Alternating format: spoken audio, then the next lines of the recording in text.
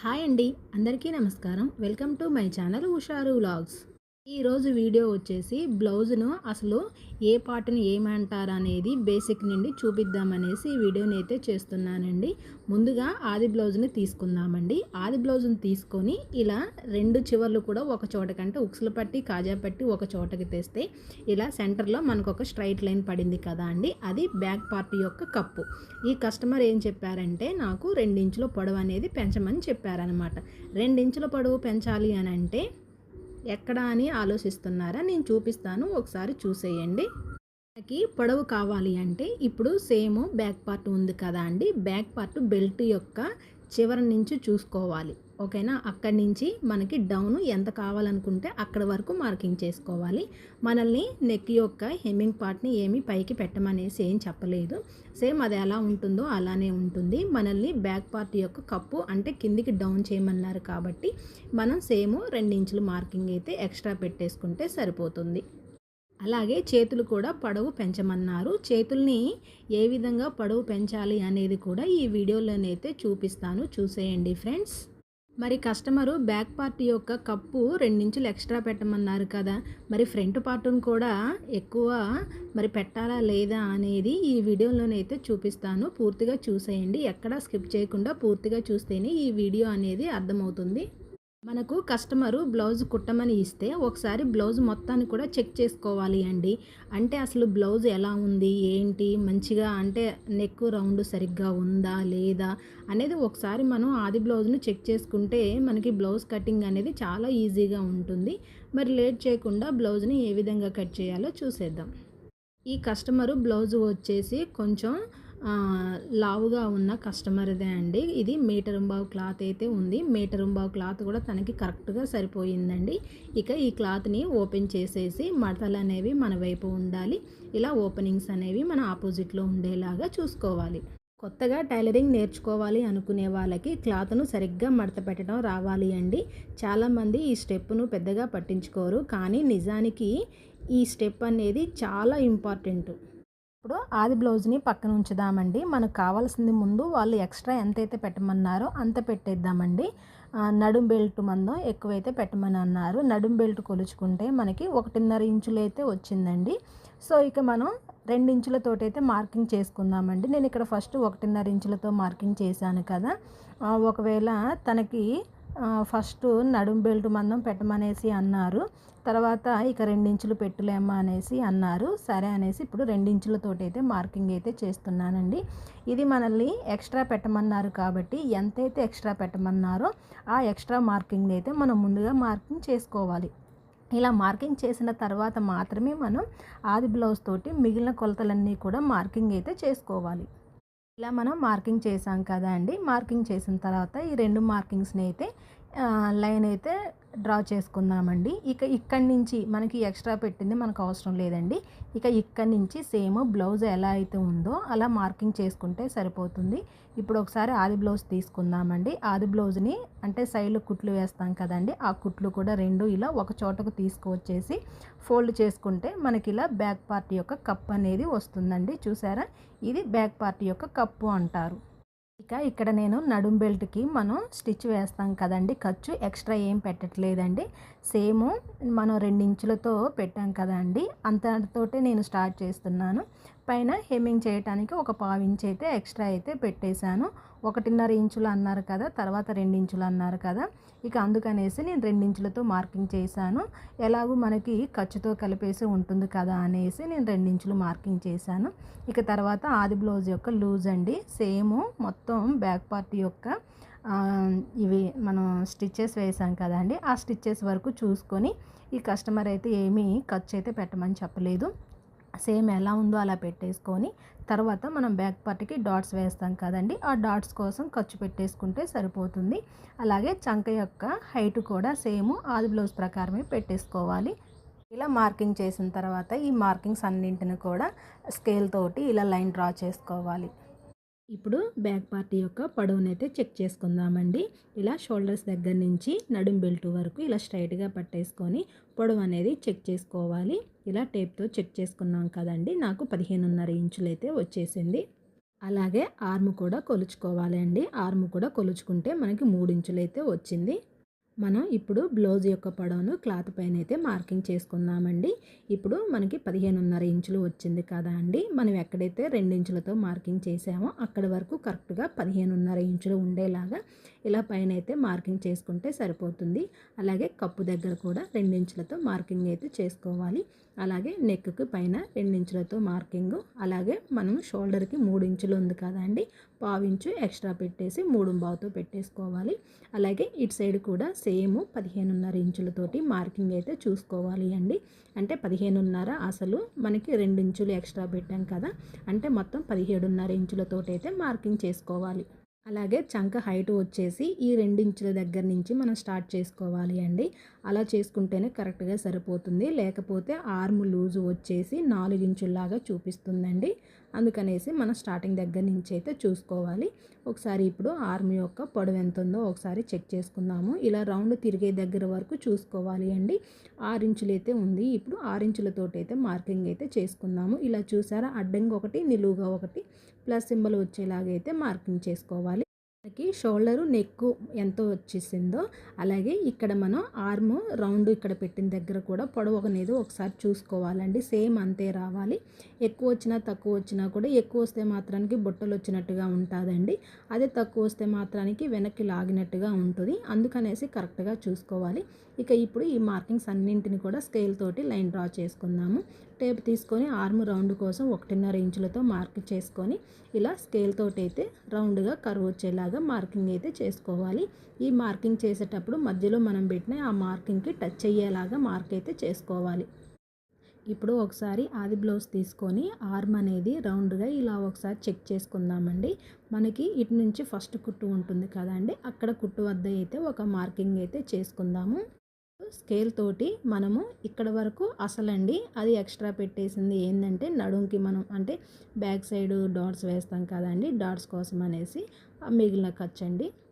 అలాగే ఇప్పుడు నెక్ కోసం 1 ఇంచు మార్కింగ్ చేసి ఇలా కర్వ్ స్కేల్ తోటి రౌండ్గా వచ్చేంత వరకు దీన్ని అడ్జస్ట్ చేసుకుంటూ రౌండ్గా మార్కింగ్ అయితే వేసుకోవాలి. ఇలా మార్కింగ్ చేసిన తర్వాత ఒకసారి ఆది బ్లౌజ్ తోటి నెక్ మొత్తం కొలుచుకోవాలండి.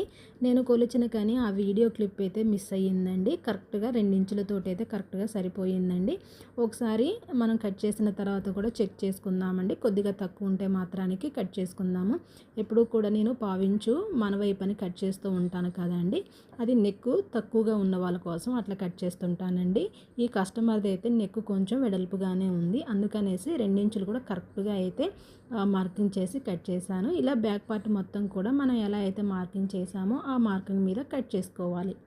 కట్ చేసే సమయంలో కత్తెరని ఎక్కువగా పైకి ఎత్తొద్దండి. క్లాత్ అనేది కదలకుండా ఇంకొక చేతితోటి జాగ్రత్తగా పట్టుకొని కట్ చేసుకోవాలి. చిన్న చిన్న కట్స్తో ముందుగా వెళ్తే ఫినిషింగ్ అనేది చాలా అందంగా వస్తుందండి.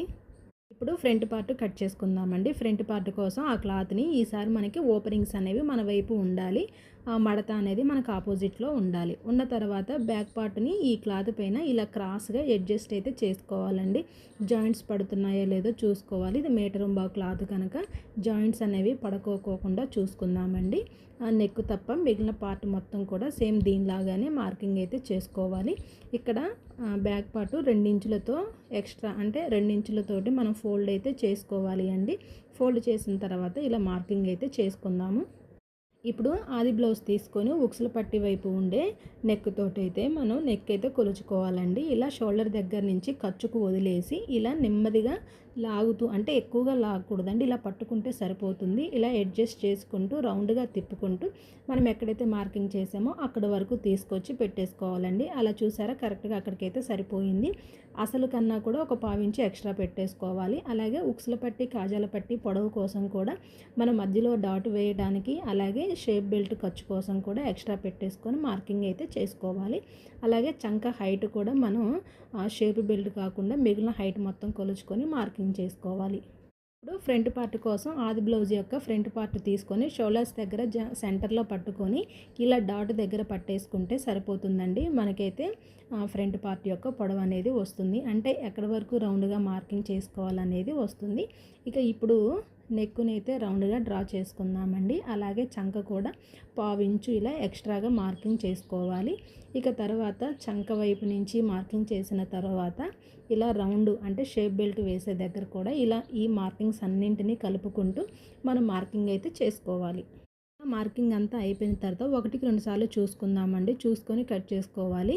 ఇలా మొత్తం చెక్ చేసిన తర్వాత నిదానంగా ఎప్పుడు కూడా కత్తెర అనేది అసలు పైకి ఎత్తకోకుండా కట్ చేయాలండి.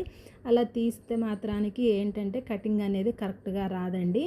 ఏదో కట్ అవ్వని కత్తెర గనుక కట్ అయినట్టుగా ఉంటుంది. మనకు కూడా అంత ఇంట్రెస్ట్ అనేది అనిపించదు. ఇలా నిదానంగా జాగ్రత్తగా సేమ్ అదే మార్కింగ్ మీద అయితే కట్ చేసుకోవాలి.